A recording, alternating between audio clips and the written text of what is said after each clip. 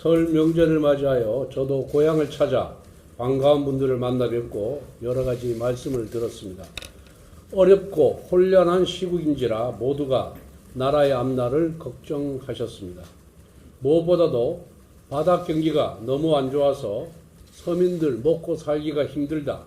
국회가 정치 싸움을 하더라도 민생 경제는 살려야 한다는 말씀을 이구동성으로 하셨습니다. 또한 나라가 망가진 것 같다는 걱정의 말씀을 많이 주셨습니다. 입법부는 거대 야당의 폭주로 괴물이 되었고 사법부와 수사기관들은 거대 야당의 눈치만 보는 것이 아니냐는 개탄의 목소리가 많이 있었습니다. 다수당의 입법 횡포로 국정을 마비시켜온 민주당 이재명 세력이 국가 권력을 완전히 장악하게 되면 끝없는 정치 보복과 극심한 국론 분열로 나라가 벼랑으로 떨어지는 것이 아닌지 우려의 말씀도 계셨습니다. 아울러 국민의힘이 지난 3년간 집권 여당으로서 제 역할을 다하지 못했다는 질책의 말씀도 많이 주셨습니다. 국민의힘은 민생 안정을 최우선 목표로 두고 국민들의 먹고 사는 걱정을 덜어드리고 작금의 국정 위기를 극복하는 데 최선을 다하겠습니다. 그리고 탄핵 폭주, 특검 겁박, 방송 장악, 카톡 검열, 여론조사 통제 등의 입법 독재를 서슴지 않는 민주당 이재명 세력에 단호하게 맞서 싸우면서 대한민국을 지켜내겠습니다. 헌법재판소는 오는 2월 3일 마은혁 후보자 임명에 대한 권한쟁의 심판 선고를 예고했습니다. 우원식 국회의장이 청구한 지 단 한 달 만에 초고속 심리로 174일 걸린 직전의 이진숙 방통위원장의 탄핵 심판이나 다른 헌법 재판과 비교하면 매우 편파적입니다. 심판 절차도 불공정합니다. 지난 24일 최상목 대행 측이 여당 원내대표들의 증인 진술서 제출을 요청했으나 헌법재판소는 단 3시간 만에 기각했습니다. 반면 민주당이 주도한 탄핵 심판에서는 제출기한 연장과 수정을 거듭 허용하고 있습니다. 무엇보다 최상목 대행의 행위가 위헌인지 판단하려면 먼저 한덕수 대행 탄핵의 정당성, 특히 탄핵 정족수 문제를 해결하는 것이 순리입니다. 하지만 헌재는 사법 현실을 감수하면서까지 한덕수 대행 탄핵 심판을 외면하며 마은혁 후보자 임명을 강행하고 있고 대통령 탄핵 인용 가능성을 높이려는 의도를 숨기지 않고 있습니다. 이 모든 불공정 재판의 배후에는 민주당과 우리법 연구회 출신 법관들의 정치, 사법 카르텔이 있습니다. 민주당은 우리법 연구회 출신 법관들을 사법 요직에 앉히고 이들은 좌편향 판결로 보답하며 민주당 공천을 통해 입법부로 진출해 왔습니다. 행정, 사법, 입법, 삼권 분립을 무너뜨리는 민주당식 독재의 길입니다.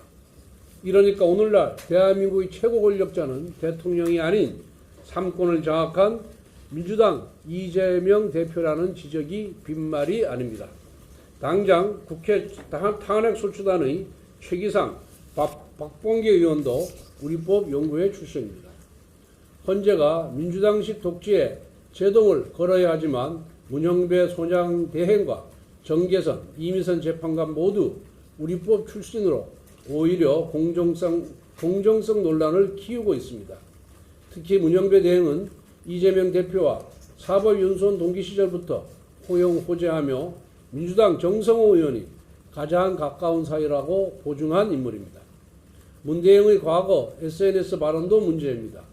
세월호 다이빙벨 다큐멘터리를 보고 진실이 뭘까라고 하며 세월호 음모론에 동조를 했고 유엔군이 6.25 참전을 전쟁으로 통일을 이루려는 자라며 비하했습니다. 또 내가 우리법 연구에서 제일 왼쪽, 재판도 정치도 결정의 시기가 더 중요하다며 편향성을 노골적으로 드러냈습니다. 논란이 커지자 문 대행은 트위터 계정을 폐쇄하고 블로그에 해명글을 덧붙이고 있습니다. 자신의 SNS상 행적이 문제라는 것을 인정한 셈입니다.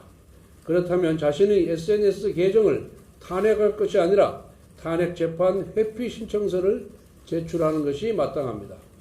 이미선 재판관의 동생은 민변사나 윤석열 퇴진 특위 부위원장을 맡고 있고 정계성 재판관의 남편은 탄핵소추 대리인단의 김희수 변호사와 같은 법인에서 활동하고 있습니다.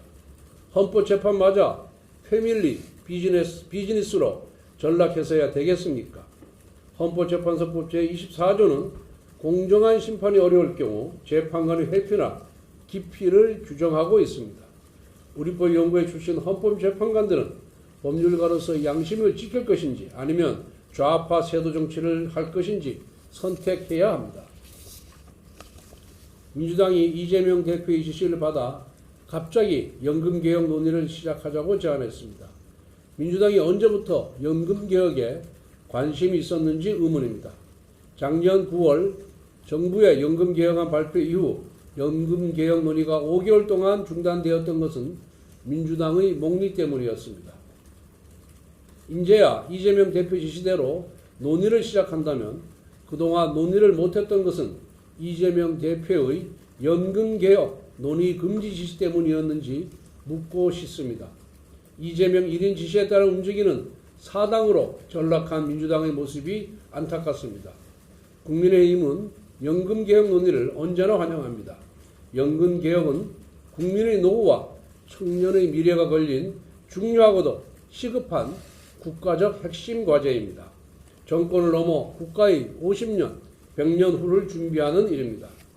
당장 국회에 연금개혁 특위부터 구성하고 연금개혁을 위한 집중적인 논의를 시작할 것을 제안합니다. 국민의힘은 연금개혁 특위에서 모든 방안을 테이블 위에 올려놓고 협상에 임할 준비가 되어 있습니다. 과거에도 우리가 연금개혁 특위를 구성하자고 전향적으로 제안했을 때마다 민주당은 특위 구성을 거부해왔고 얼마 전에도 제가 우원식 의장과 민주당 원내대표에게 연금개혁 특위를 제안했지만 답이 없었습니다. 민주당이 이번에도 특위 구성 제안을 거부한다면 지금 연금개혁을 이야기하는 것은 제2의 연금개혁서에 불과할 것입니다.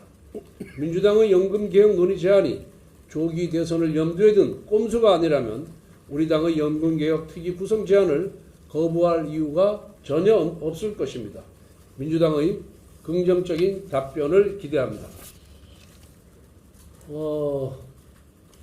일단은 제가 말씀드렸다시피 헌법재판관들의 남편이나 동생이 그 헌법재판의 불공정성을 의심받을 만한 그런 지위에 있는 것은 사실입니다. 그렇기 때문에 그러한 재판관들이 탄핵 심판을 했을 경우에 과연 공정성을 담보할 수 있겠느냐, 깨끗하게 승복할 수 있겠느냐라는 차원에서 봤을 때는 이분들께서 스스로 회피를 해야 저는 마땅하다 이렇게 생각을 합니다. 그리고 김희수 변호사 같은 경우에는 깨끗하게 국회 소추인단 변호인에서 사퇴하면은 그런 논란이 잠재질 것이다 이렇게 보고 있습니다.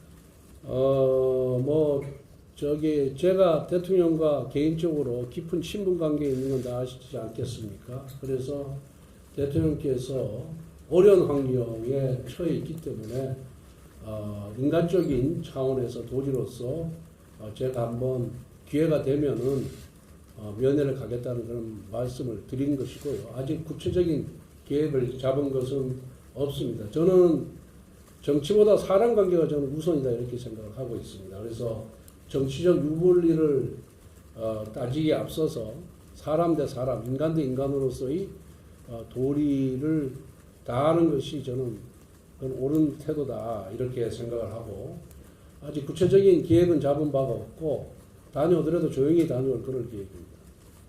이게 다 아시다시피 지금 민주당 이재명 대표의 지시로 보건복지위 차원에서 이제 모수개혁을 하겠다고 그러지 않습니까? 근데 아시다시피 연금개혁이 다른 그 연금하고 다 연결이 되어 있습니다. 뭐 사학연금, 군인연금, 또 기초요금, 노령연금 다 관련이 돼 있고 이 관련된 부처가 한 5개 정도 부처가 되거든요.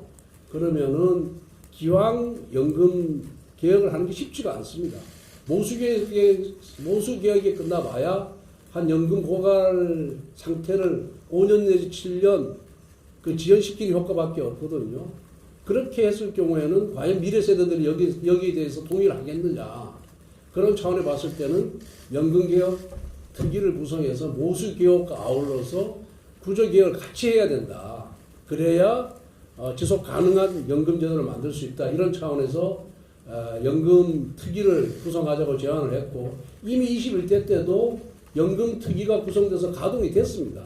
그런데 왜 이제 와서 연금 특위를 하자라고 우원식 의장도 우원식 의장도 여기에 대해서는 동의를 했거든요. 근데 민주당이 국회 보건복지 차원의 모수개혁만 고집하는지 저는 잘 이해할 수가 없습니다. 예, 저는 우리 당은 이미 소위 그 내란 특검법에 대한 제2요구권 행사를 최상목 대행에 요청을 했고 저는 최상목 대행이 우리의 요구를 저는 수용을 할 것이다 이렇게 보고 있습니다. 여러분들 아시다시피 이 특검 법안을 만들 때 누구를 수사하기 위해서 특검 법안을 만들었습니까? 결국은 윤석열 대통령이거든요. 그런데 이미 윤석열 대통령에 대해서는 구속 기소가 되어 있는 상태입니다.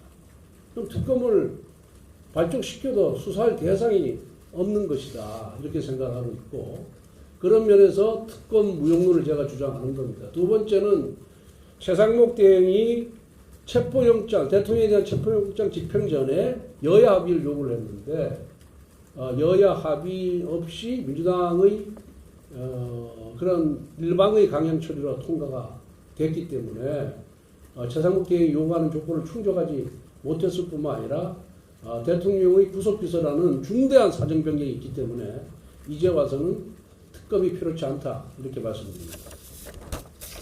그 여야정 국정 협의체를 우원식 국회의장과 이재명 대표의 강력한 요구에 의해서 저희들이 수용을 하고 발족을 했습니다만 아직까지 제대로 된 협의나 제대로 된 의제를 확정하지 못했습니다. 저는 여러분들 아시다시피 그 반도체법이라든가 에너지 3법, 전력법 확충법, 그다음에 또 뭐죠? 해상풍력법 등등 이 산업위에 계류 중인 이 법안이 대한민국 그 미래를 위해서 굉장히 중요한 법안이라고 생각하는데 그런 법안들조차 협의를 아직 못하고 있는 그런 실정입니다. 그래서 그야말로 정치쇼를 위해서 이 협의체 제안을 한 것이 아닌가 저는 요즘은 그렇게 생각을 하면서 거대 야당인 민주당의 전향적인 좀 자세를 촉구하는 거입니다.